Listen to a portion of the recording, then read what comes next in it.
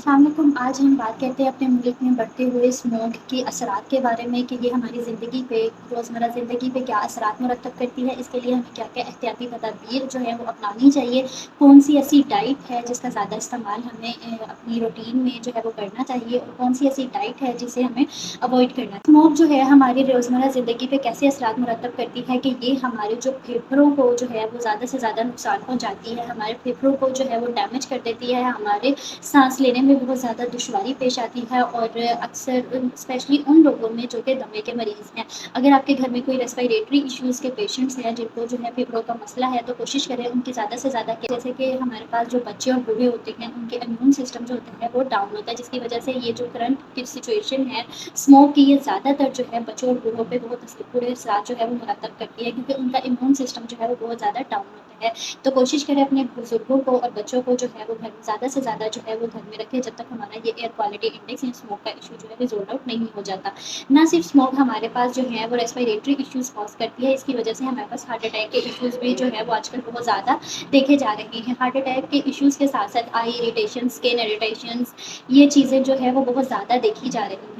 आज हर दूसरे घर में जो है वो नज़ला, ज़ुकाम, बुखार की कंप्लेंट्स जो हैं वो देखी जा रही हैं। बेसिकली ये हमारे एक तो इम्यून सिस्टम डाउन होने की वजह से और सेकेंडली हमारे पास करंट वेदर कंडीशंस की वजह से है। तो इसके लिए आपने क्या-क्या एहतियाती तदाबीर करनी है, क्योंकि फ़र्स्ट ऑफ ऑल तो आपने जब भी जो है वो बाहर निकलना है तो कोशिश करनी है कि आपने अपना मास्क जो है वो लाज़मन वेयर करके निकलना है। N95 मास्क की जो वेयरिंग है वो उसे कंपल्सरी करें। अपनी आइज़ की प्रोटेक्शन के लिए जो है वो ग्लासेस का इस्तेमाल करना है और जब भी आपने घर से बाहर निकलना है तो उससे पहले आपने अपना एयर क्वालिटी इंडेक्स जो है वो लाज़मन चेक करना है, और ताकि आपको ये आइडिया हो जाए कि बाहर स्मोक की क्या कंडीशन है। अगर स्मोक की कंडीशन जो है काफ़ी हाई है तो कोशिश करें कि अपनी जो आउटडोर एक्टिविटीज़ हैं, बाहर जाने के काम हैं, वो अवॉइड करें। अगर आपको बहुत ज़्यादा ज़रूरी ना हो तो आप घर में रह के जो है अपनी एक्टिविटीज़, जो इनडोर एक्टिविटीज़ हैं वो परफॉर्म करें, बाहर जाने से परहेज़। इसके साथ साथ आप अपनी जो है वो हेल्दी लाइफस्टाइल जो है वो मेंटेन करें। हेल्दी लाइफस्टाइल आप कैसे मेंटेन कर सकते हैं कि जो लोग भी स्मोकिंग पर्सन हैं, कोशिश करें कि वो अपनी स्मोकिंग के रेट को जो है वो कम से कम कर दें, ताकि उनके लंग्स को जो है वो मज़ीद इफ़ेक्ट ना हो सके। और इसी के साथ एंटीऑक्सीडेंट फूड्स का जो है वो इंटेक करें।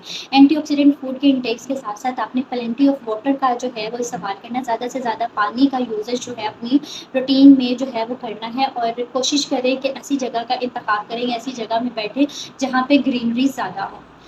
इंडिविजुअल लेवल पे या पर्सन टू पर्सन जो है वो इंडिविजुअल पर्सन जो है अपने बलबूते पे जो है स्मोक के रेट को कैसे कम कर सकता है। तो इसके लिए आपने करना क्या है कि आपके इर्द गिर्द अगर कहीं भी कोई आग जली हुई है या फिर कोई कोयले का काम हो रहा है, कोयला जलाया जा रहा है, या सेकेंडली आपने क्या करना है कि अपने इंडिविजुअल ट्रांसपोर्ट की जगह अपनी पब्लिक ट्रांसपोर्ट जो है वो यूज़ करें। इंडिविजुअल ट्रांसपोर्ट को ज़्यादा से ज़्यादा कम कर दें।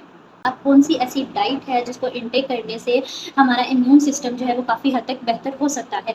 तो आपने जो है वो ड्यूरिंग दीज़ डेज़ जो है कोशिश करें कि अपने विटामिन सी के, विटामिन ई के, विटामिन डी के लेवल को जो है वो मेंटेन करें।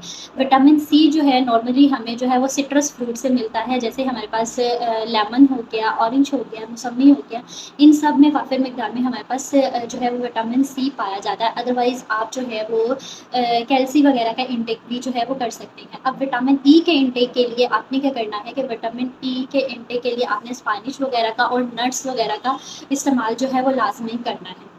इसी के साथ-साथ विटामिन डी के इंटेक के लिए कोशिश करें आर्टिफ़िशियली जो है वो विटामिन डी जो है वो लें। आप जो है वो इंड्रॉप डी या सनी डी के जो मार्केट्स में अवेलेबल चीज़ें हैं उनका इंटेक जो है वो स्टार्टअप करें। विटामिन डी के साथ-साथ ओमेगा 3 फैटी एसिड को भी अपनी लाइफ में जो है वो लाज़मन जो है वो यूज़ करें। फ़िश वगैरह का इंटेक करें, चिया सीड्स को जो है वो अपनी रूटीन में ऐड अप करें। ग्रीन टी का या फिर कहवे का इस्तेमाल लाज़मन करें, इसमें जिंजर जो है वो डाल कहवे का इस्तेमाल करें, या फिर अदरवाइज़ आप जो है वो नॉर्मल ग्रीन टी भी जो है वो इसका इस्तेमाल भी कर सकते हैं। गार्लिक और अनियन का यूसेज भी अपनी लाइफ में जो है वो ज़्यादा से ज़्यादा करें। इन सब चीज़ों के अलावा आपने अपने पानी की मिकदार को ज़्यादा से ज़्यादा रखना है। कोशिश करनी है कि आप ज़्यादा से ज़्यादा जो है वो पानी का इस्तेमाल करें।